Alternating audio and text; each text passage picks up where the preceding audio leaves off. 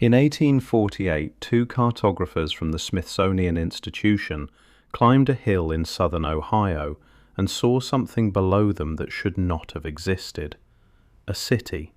Not a village, not a seasonal camp, not a handful of mounds scattered across a field.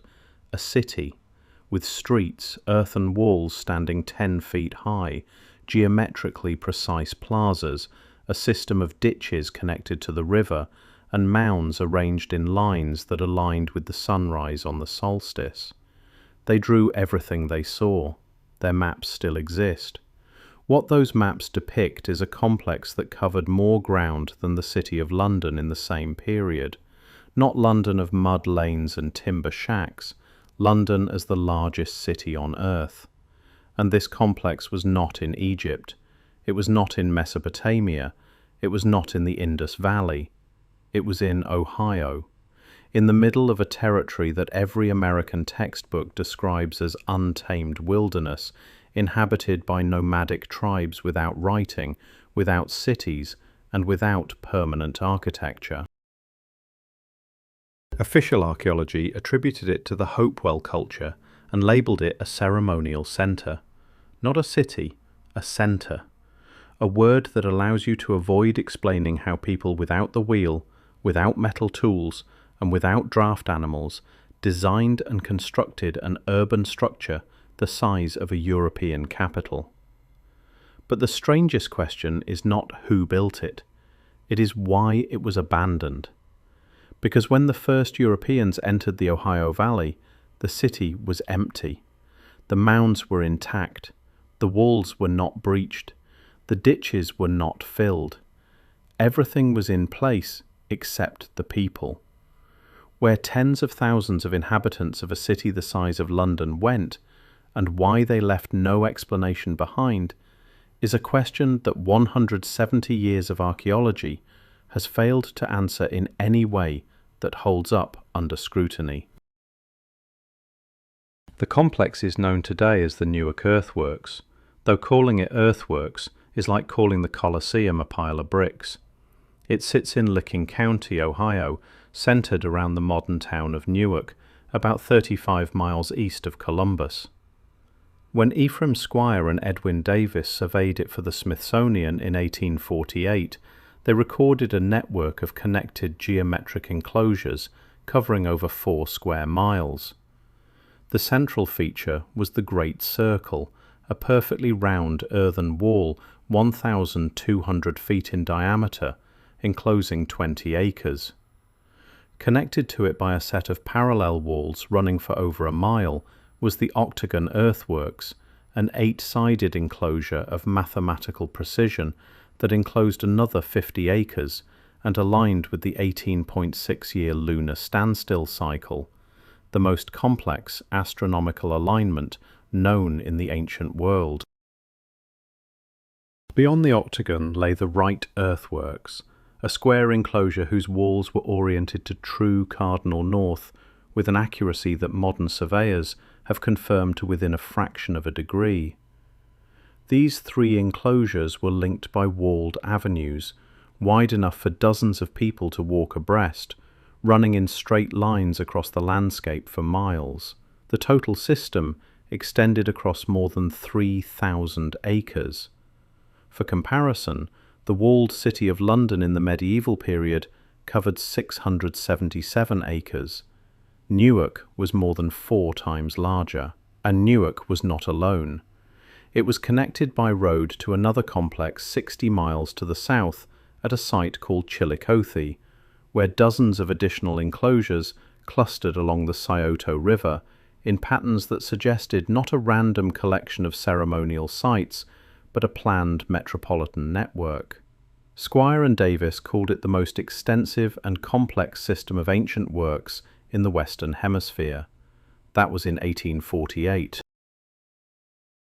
Since then, more than half of it has been deliberately destroyed, and the part that survives raises questions that nobody in a position of authority seems eager to answer. The precision of the Newark earthworks is the detail that unravels every comfortable explanation.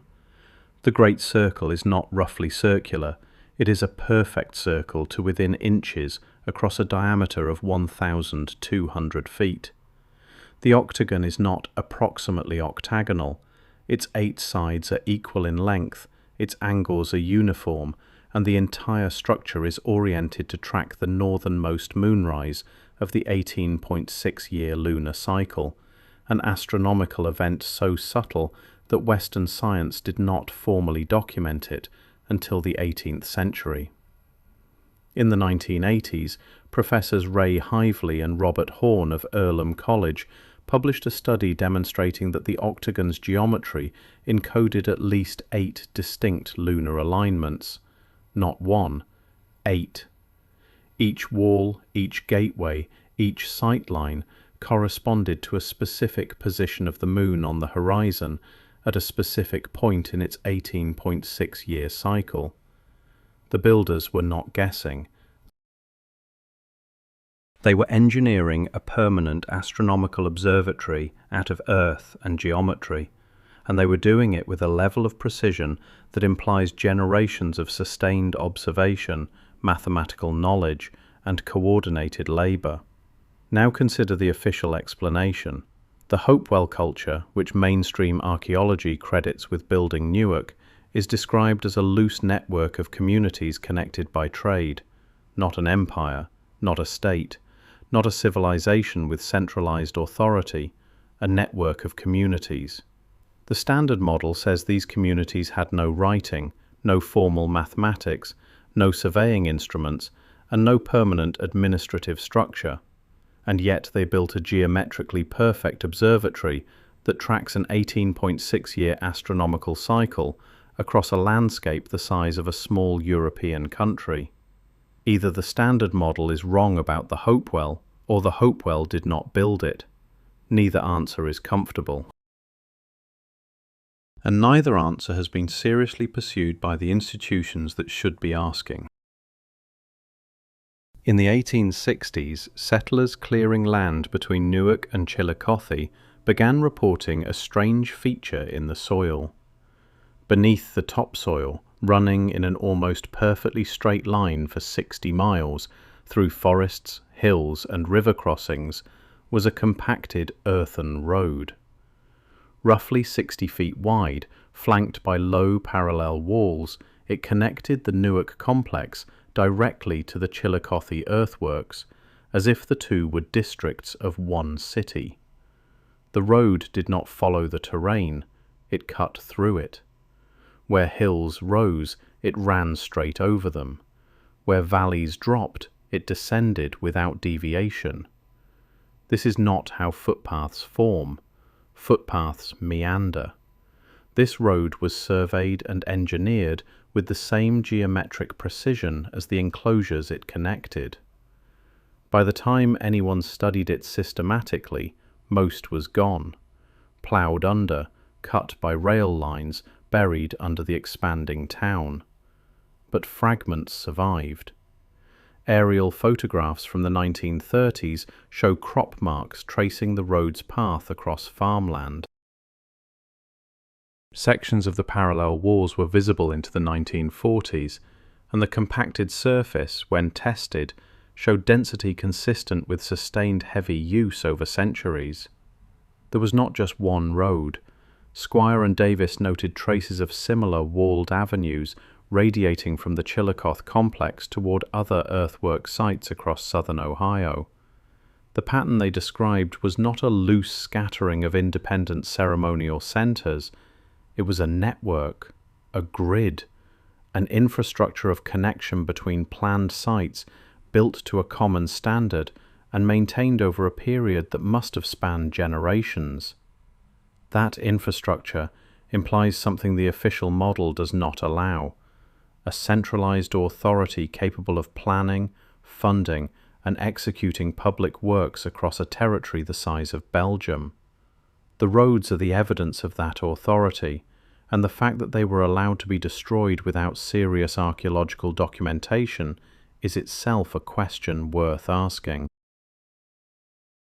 More than half of the Newark earthworks has been deliberately demolished since 1848. The Great Circle survives, because it was used as a fairground. The octagon survives because it was leased to a country club, which built a golf course on top of it and spent more than a century fighting to prevent public access. The right square survived in fragmentary form. Everything else, the connecting avenues, the smaller enclosures, the mound groups that Squire and Davis carefully mapped and measured, is gone, ploughed flat, built over, erased from the landscape as if it had never existed. In 1854, a railroad cut directly through one of the connecting avenues. By 1880, the growing town expanded across at least 3 major enclosures. By 1920, only the Great Circle and the Octagon remained recognizable. The rest had become farmland, house lots, and commercial property. No organized protest, no legal challenge, no institutional effort to preserve what was the largest pre-Columbian construction site north of Mexico. A golf course got more protection than a 4-square-mile ancient city. The artifacts that were recovered during the destruction tell their own story. Workers building the railroad in 1854 reported finding carved stone pipes, copper ornaments, sheets of mica cut into geometric shapes, and obsidian blades that chemical analysis later traced to Yellowstone, more than 1,500 miles away. Most of these artifacts were sold to private collectors or simply thrown away. The ones that survived are scattered across a dozen museums with no central catalogue and no coherent analysis. The destruction was not accidental, it was systematic. And the question it raises is not just why it was allowed to happen, but whether the scale of what was lost has ever been honestly assessed. Because what Squire and Davis mapped in 1848 may have been only the part that was still visible. What lay beneath, buried under centuries of soil accumulation, has never been fully investigated, and now most of it sits under the streets and buildings of a modern Ohio town, sealed beyond reach. The mound builders left. That is the fact that every institutional explanation trips over. The Newark complex was not conquered, it was not burned, it was not sacked by an invading army. The walls show no signs of battle damage. The ditches show no signs of hasty repair. The mounds were not looted by the people who came after. Whatever happened, it was not violent destruction from outside. It was departure. The Hopewell cultural tradition began declining around 400 to 500 AD. The standard explanation involves climate change, collapsing trade networks, and a shift toward localized agriculture. These are reasonable-sounding words that explain nothing specific. What climate event? The literature does not identify one with sufficient magnitude. What collapsed the trade? The literature describes the collapse as a result of the decline, which makes the explanation circular. Why would a civilization capable of building a 4-square-mile geometric observatory aligned to an 18.6-year lunar cycle simply walk away from it? The oral traditions of the nations that occupied the Ohio Valley when Europeans arrived offer a different account. The Shawnee, the Delaware, and the Wyandot all maintained that they were not the builders. They arrived in the valley and found the works already standing and already empty. The Delaware tradition specifically describes a people called the Allegheny, a tall and powerful nation that controlled the Ohio Valley before being driven out in a war that lasted many years. The Allegheny, according to this tradition, retreated south and were never seen again. This is not a vague legend. It is a specific, named, geographically anchored account of a people who built, who fought, and who vanished. It matches the archaeological timeline. It matches the physical evidence of abandonment without destruction. And it has been almost completely ignored by the institutions that study the earthworks. The builders left. The works remained. And between the leaving and the arriving of the next inhabitants, there is a gap of centuries that nobody can fill. Something emptied the Ohio Valley of its most advanced population, and whatever it was, it left the architecture standing and the roads intact, as if the builders intended to return. They never did.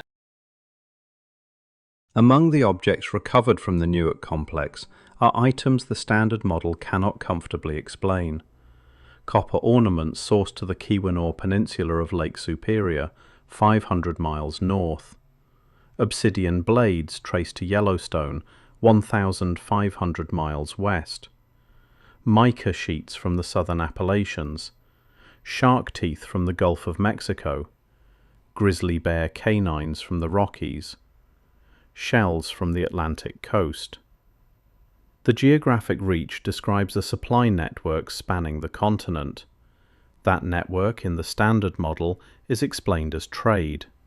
Loose, informal exchange between autonomous communities, passing goods from hand to hand across hundreds of intermediaries.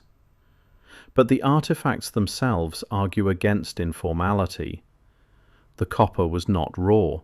It was worked into standardized forms, specific shapes repeated with consistency across multiple sites, suggesting centralized production. The obsidian was not crudely flaked. It was precision knapped into blades of uniform thickness, using a technique that requires specialized skill and sustained training. The mica was not torn into random pieces. It was cut into geometric shapes, circles, crescents, hands, that match across sites separated by hundreds of miles. This is not the signature of informal trade between independent villages. This is the signature of an organized system with common standards, shared techniques, and coordinated distribution.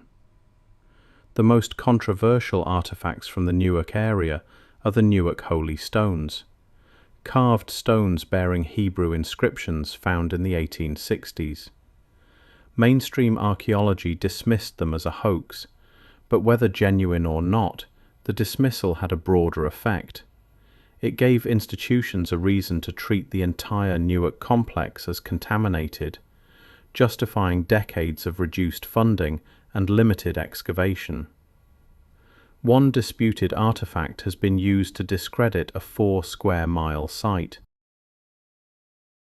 The legitimate artifacts, the copper, the obsidian, the mica, the continental supply network they represent, remain unexplained within the standard model.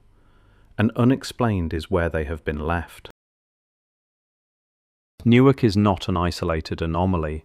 It is the largest node in the network of geometric earthwork complexes stretching across the Ohio Valley. Chillicothe, 60 miles south, contains 23 documented enclosures, including Mound City. Marietta held a complex of squares and mounds that early settlers described as a planned military installation. Portsmouth contained a horseshoe-shaped enclosure connected to mounds stretching for miles along the Ohio River. Fort Ancient is a hilltop enclosure with over 3 miles of walls on a bluff 270 feet above the Little Miami River. Each of these sites shares characteristics with Newark: geometric precision, astronomical alignments, walled avenues connecting enclosures, standardized construction techniques, materials sourced from vast distances, and the same unanswered question hanging over every one of them. Who built this, and where did they go? The standard model treats each site as a separate expression of a shared cultural tradition. But when you plot them on a map, they do not look like separate expressions. They look like districts. They look like the nodes of a planned infrastructure, connected by roads, sharing resources, coordinated by an authority that operated at a scale the textbooks refuse to acknowledge. The Hopewell interaction sphere, as it is formally called, covered an area from the Great Lakes to the Gulf Coast, from the Atlantic seaboard to the edge of the Great Plains. Within that sphere, geometric earthworks appear in patterns that repeat with a consistency that accidental similarity cannot explain.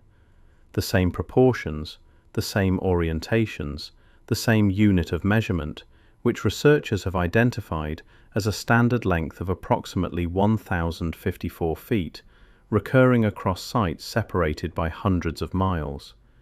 That is not a trade network, that is a civilization, and the refusal to call it one is not a scientific conclusion, it is a choice. The Newark earthworks are still there. The Great Circle still stands in a public park, its walls 10 feet high and its ditch still holding rainwater after 2,000 years. The octagon still extends across its 50 acres, its geometry still aligned to the lunar standstill, its sight lines still accurate to within a fraction of a degree. In 2023, the site was inscribed on the UNESCO World Heritage List, a recognition that took 175 years and carefully avoided every question that makes Newark significant. The designation calls the earthworks a masterpiece of human creative genius. It does not ask whose genius. It does not address the mathematical knowledge, the surveying capability, the roads, the continental supply network, the standardized measurement unit, or the coordinated construction across a territory larger than most European nations. And it does not address the abandonment. It does not ask why a civilization capable of all this walked away from it without leaving a single written explanation, a single carved record, a single piece of evidence that tells us who they were in their own words. 4 square miles of geometric precision, astronomical alignments that took generations to calculate, roads connecting cities 60 miles apart, a supply chain spanning a continent, and then silence. Total, absolute, unexplained silence. The builders of Newark did not decline. They did not fade. They left. And whatever drove them out of the Ohio Valley was powerful enough to empty a city the size of London without a single sign of battle, a single burned wall, a single skeleton with a weapon wound. That is not a cultural transition. That is an event. And the fact that no institution has been able to name that event, describe that event, or even agree that it happened, is the clearest evidence that the history of this continent contains chapters that the people in charge of writing it have chosen to leave blank. The earthworks remain, the geometry remains, the alignments still track the moon across the sky the way they were designed to. The only thing missing is the answer. And the answer is what every institution with the resources to find it has decided not to look for.